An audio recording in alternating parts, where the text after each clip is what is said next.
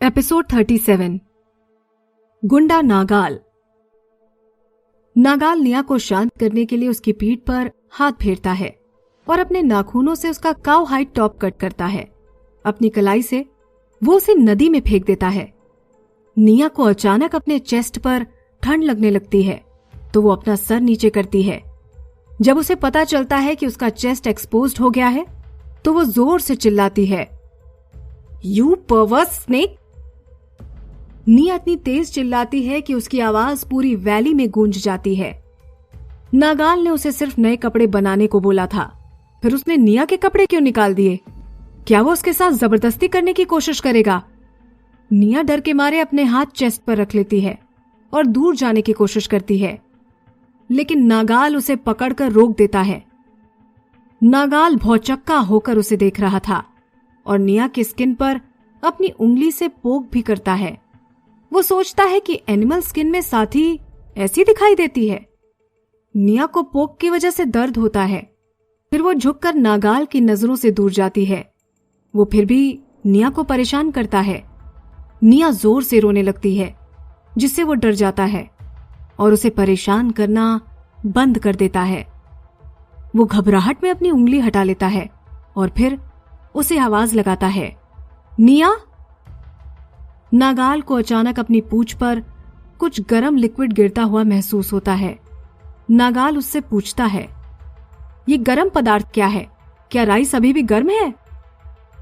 फिर वो अपने ऊपर से ध्यान हटा करके कंधे पर हाथ रखकर उसका मुंह अपनी तरफ करने की कोशिश करता है। नागाल का ध्यान निया की सॉफ्ट और वार्म स्किन को टच करने से भटक गया था। वो लड़की बहुत ही नर्म लग रही थी। निया बहुत डर चुकी थी और उसने अपना सर ऊपर करने से भी रिफ्यूज कर दिया था। उसके आंसू नागाल के ऊपर गिर रहे थे। नागाल उसे ज्यादा ताकत से खींचना नहीं चाहता था। वो नर्म आवाज में बोला, प्लीज उठ जाओ, मैं अब तुम्हें परेशान नहीं करूंगा। निया रोते हुए बोलती है, तुमने मेरे सारे कपड़े फेंक दिए हैं, अब मैं कैसे खड़ी हो जाऊं? नागाल उसकी पीठ पर हाथ फेरते हुए बोला, मैं तुम्हारे लिए नए कपड़े बनवा दूंगा। उसके हाथ रखने से निया और भी कर्ल हो जाती है, मानो वो बॉल बन जाना चाहती है। नागाल को उसका बर्ताव देखकर गुस्सा भी आता है और वो शांत भी हो जाता है। वो जल्दी में नहीं था, इसलिए वो बोलता है, अगर तुम्हें अभी कुछ नहीं करना है तो कोई बात नहीं, तुम ऐसे ही बिना कपड़ों के घूम सकती हो। अगर तुमने गीले कपड़े पहन लिए तो तुम्हें सर्दी लग जाएगी, और अगर तुम ऐसे ही रहोगी तो शायद तुम ठीक रहो। निया गुस्से में सोचती है, अब बिना कपड़ों के घूमूं? बिल्कुल नहीं। लाइफ इतनी मुश्किल क्यों है? अचानक निया गहरी सांस लेती है और घबराहट को दूर करके बोलती है, फिर मेरे लिए दूसरे कपड़े लेकर आओ। उसका मुंह अभी भी केव के एंट्रेंस पर था, क्योंकि वो नागाल को नहीं देखना चाहती थी। नागाल उसको ऐसे देख ले उससे निया को कोई फर्क नहीं पड़ता, लेकिन उसके बिना कपड़ों के रहने पर अगर वो उसके साथ कुछ गलत करना चाहे तो वो खतरनाक होगा। जब उसने निया को अच्छे से देख लिया तो कुछ देर के लिए उसका दिमाग बंद हो गया, फिर उसे बुरा लगने लगा। एपिसोड 38। Perfect clothes. नागाल ने अपनी साथी को बहुत दुख दिया था, लेकिन उसने तो सिर्फ थोड़ा सा ही परेशान किया था, फिर वो इतना गुस्सा क्यों हो गई? निया उसे गुस्से से देखते हुए बोली, तुम गुंडे हो। नागाल ये सुनकर थोड़ा आश्चर्य में पड़ गया। वो पूछता है, ये गुंडा क्या होता है? निया जवाब देती है, तुम गुंडे हो। तुम मेरे लिए दूसरे कपड़े बना रहे हो या नहीं? नागाल मुस्कुराते हुए बोलता है, मैं भी बना देता हूं। फिर वो स्नेक स्किन उठाता है और उसे निया की बॉडी पर लगाता है। निया भी कॉपरेट करते हुए हाथ नीचे कर लेती है। हुआ ये कि कुछ पल पहले ही नागाल निया का नाप ले रहा था और उस समय उसका शरीर निया से जा टकराया, जिससे वो गुस्सा होकर ऐसा बोल रही थी। नाप लेने के बाद जो भी हिस्सा वो उठाता वो निया को फिट आता है और उसे अपने नाखूनों से ट्यूब शेप में काट देता है। नागाल वो पार्ट निया की गर्दन पर रखकर बोलता है, अब देखो। निया अपनी गर्दन थोड़ी श्रंक करते हुए बोली, ऐसे करना है? नागाल बोलता है, पहन के तो देखो। निया नाखुश होते हुए स्नेक स्किन को अपने चेस्ट पर रखती है। वो उसे काफी कंफर्टेबल लग रहा था। स्नेक स्किन में इलास्टिसिटी होती है, जिसकी वजह से वो जितना भी टाइट हो, जब उसे पहन लो तो वो आरामदायक ही रहता है और वो निया की बॉडी को अच्छा लुक भी दे रहा था। वो स्किन इतनी बारीक थी कि उसे ऐसा लग रहा था जैसे उसने कुछ भी ना पहना हो। निया को पता था कि ये स्किन वाटर भी अब्सॉर्ब नहीं करती है, तो अगर उसे स्विम भी करना हो तो भी वो कपड़े गीले नहीं होंगे। अगले दिन जब वो केव के बाहर आई तो उसके कपड़ों पर मिट्टी का पानी गिर जाता है, लेकिन वो सिर्फ एक बार वाइप करने पर ही साफ हो जाता है। नागाल उसे छोड़ देता है और पानी में तैरता हुआ केव से बाहर आ जाता है। निया उसकी तरफ देखती है और फिर नीचे देखकर अपना टॉप ठीक करते हुए बोलती है, इसको थोड़ा टाइट करने के लिए कोई सुई धागा होता तो अच्छा रहता। तभी पीछे से आवाज आती है तो निया पीछे मुड़कर देखती है। नागाल लेक में से एक 1.5-2 किलो की मछली लेकर बाहर निकल रहा था। निया आश्चर्यचकित होकर पूछती है, ये तुम क्या कर रहे हो? और सोचती है, इसने ये मछली क्यों पकड़ी है? ये इतनी छोटी है कि इससे इसका पेट नहीं भरेगा और मुझे तो भूख ही नहीं है। तभी नागाल बोलता है, मछली की हड्डियों से भी कपड़े सिल सकते हैं। इससे पता चलता है कि नाग मानव अपने साथी के लिए कपड़े बनाने में एक्सपर्ट थे। साथी को रिझाने के लिए उनके पास जन्म से ही अच्छे कपड़े बनाने का नॉलेज होता है। सब कुछ बहुत ही नेचुरल था और उनकी स्किन भी कपड़े बनाने से ही रिलेटेड थी। हर नाग मानव के पास सिर्फ एक ही ठीक से बनी हुई स्नेक स्किन होती है। यही एक डिफिकल्ट शेडिंग होती है जो वो बचपन से जवानी में आने पर एक्सपीरियंस करते हैं। बाद में तो वो तभी शेडिंग करते हैं जब उनकी लाइफ में कोई लड़की आ जाती है। केचुली की शेडिंग सिर्फ लाइफ में एक ही बार होती है ताकि वो अपने साथी के लिए अच्छे कपड़े बना सकें। फिर नागाल मछली का पेट खोलकर उसमें से हड्डियां निकालता है और फिर वो उस मछली को पानी में फेंक देता है क्योंकि वो पूरी तरह से मरी नहीं थी। फिर वो अपनी स्नेक स्किन में से एक धागा निकालता है और मछली की हड्डी को एक तरफ से मोड़कर धागा उससे बांधकर निया की तरफ तैरता है। निया समझ गई थी कि वो क्या करना चाहता है। जैसे ही वो उसके पास आने वाला होता है, निया आधा बना हुआ टॉप निकालकर उसे देते हुए बोलती है, ये लो, तुम्हें इधर आने की जरूरत नहीं है। नागाल टॉप लेते हुए बोलता है, ये ठीक से तभी सिल सकता है जब तुम इसे पहन कर रखोगी, लेकिन अब जब तुमने इसे निकाल दिया है तो कोई बात नहीं।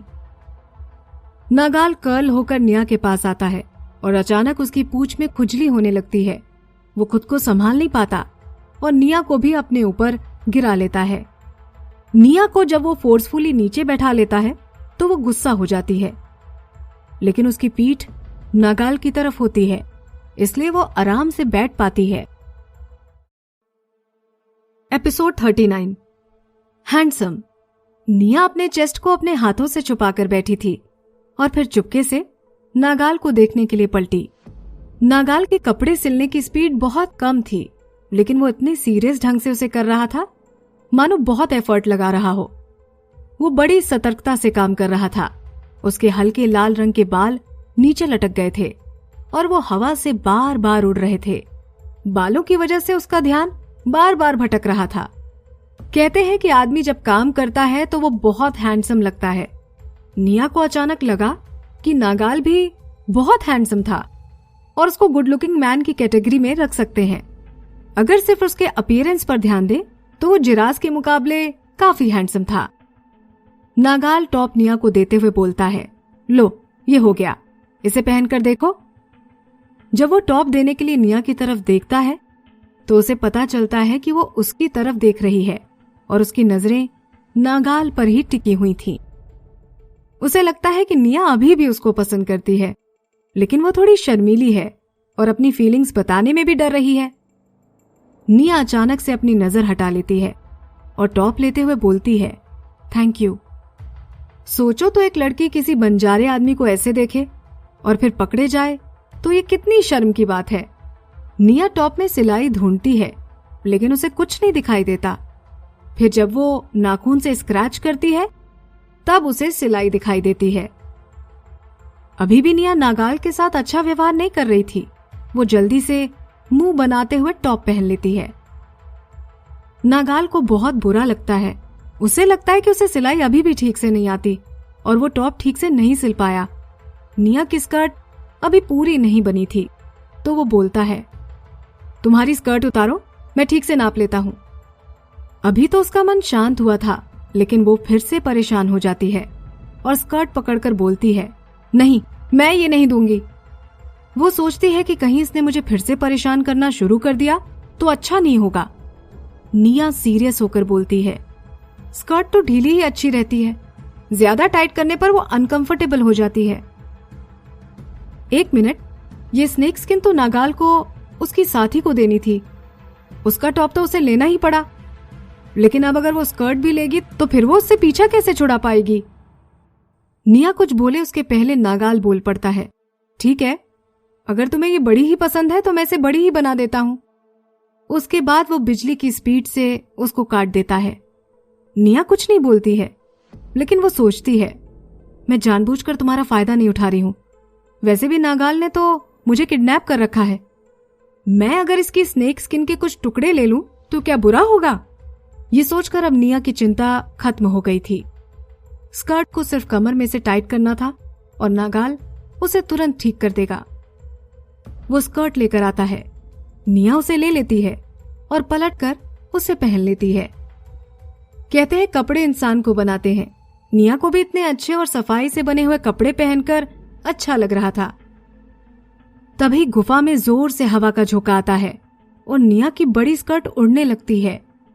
निया डर के मारे उसे नीचे करके पकड़ लेती है कि कहीं हवा उसकी बॉडी में ना चली जाए। बड़े कपड़े पहनना उसको आरामदायक लग रहा था, लेकिन उसे उनके उड़ने का डर ज्यादा था। निया हंसते हुए बोली, मुझे एक और चाहिए। नागाल के पास मना करने का कोई विकल्प नहीं था, इसलिए वो तुरंत बोलता है, ठीक है। निया उंगली से इशारा करते हुए बोली, सिर्फ थोड़े से कपड़े से बन जाएगा। नागाल आश्चर्यचकित हो जाता है ये जानकर कि निया कैसे कपड़ों की बात कर रही थी। एपिसोड 40, नाग मानव का सच्चा रूप। निया को लगता है कि स्नेक स्किन से अंडरवेयर अच्छी बनेगी, लेकिन जब उसे समझ आता है कि वो नागाल की स्किन की है तो वो शर्मिंदा हो जाती है। निया उसकी तरफ देखती है। नागाल उसे घूर कर देख रहा है। नागाल उसे साफ बोल देता है, मैं तुम्हें अपना साथी बनाना चाहता हूं। निया फिर दुखी हो जाती है और बोलती है, नहीं। नागाल का एक हाथ निया की कमर पर था और तब उसकी बड़ी आंखों में एक दुखी लड़की का चेहरा दिखाई दे रहा था। निया डर गई थी। वो खुद को छुड़ाने की कोशिश करने लगी, पर नागाल एक हाथ से उसके दोनों हाथों को ऊपर कर देता है। फिर निया उसे लात मारकर दूर करने की कोशिश करती है। नागाल शांत हो जाता है, वो मूव नहीं करता। निया को उसके ऊपर से वजन हटता हुआ महसूस हो रहा था, लेकिन उसके बदले उसके ऊपर 2 पैर आ गए थे। नागाल एक हाथ से उसे छूने की कोशिश करता है। निया डर कर बोलती है, ऐसा मत करो, वरना मैं तुमसे सारे रिश्ते तोड़ दूंगी। नागाल रुक जाता है और निया की तरफ घूरने लगता है। निया का दिल जोर से धड़क रहा था। उसे याद आता है कि नीली ने उसे बताया था कि वो रिश्ता तोड़ सकती है, लेकिन उसने ये नहीं बताया था कि कैसे। निया सोच रही थी कि अगर ये नहीं रुका तो मेरी तरफ से सब खत्म हो जाएगा। उसे ये समझ नहीं आ रहा था कि यहां रिश्ता तोड़ना पॉसिबल है कि नहीं। अगर यहां पर हमारी दुनिया की तरह डाइवोर्स पेपर्स चलते होंगे तो फिर उसकी धमकी फालतू ही जाएगी। नागाल दुखी हो जाता है और वो निया को बोलता है, तुम भूल गई कि मैं एक जंगली नाग हूं। मैं जबरदस्ती कुछ भी कर सकता हूं। नागाल झूठ नहीं बोल रहा था। निया फिर डर जाती है क्योंकि नागाल का चेहरा उसके पास आ रहा था। वो चिल्लाती है, नहीं। वो उसे जबरदस्ती किस करता है और बुरी बात तो ये थी कि उसकी टंग स्नेक की टंग में बदल जाती है। निया जिसने पहली बार किस किया था वो डर के मारे चुप हो गई थी। नागाल के अंदर से फिशी स्मेल आ रही थी जो स्नेक में यूनिक होती है। वो अजीब लग रही थी लेकिन बुरी नहीं थी। वो मिंट की तरह लग रही थी। निया को दर्द हो रहा था। वो उसे हटाने की बहुत कोशिश कर रही थी। तब नागाल और जोर से किस करने लगा। निया बिना पानी की मछली की तरह तड़प रही थी। उसे ऐसा लग रहा था कि उसका दिल उसके मुंह से बाहर आ जाएगा। निया चीख रही थी। नागाल थोड़ा शांत होकर बोलता है, चुप हो जाओ, हमारे आसपास और भी लोग रहते हैं। वो बोलती है, क्या? उसे अभी भी समझ में नहीं आ रहा था कि क्या हो रहा है। नागाल उसे एक हाथ से उठाकर गुफा से बाहर भेज देता है और वो फिसलती हुई लेक में चली जाती है।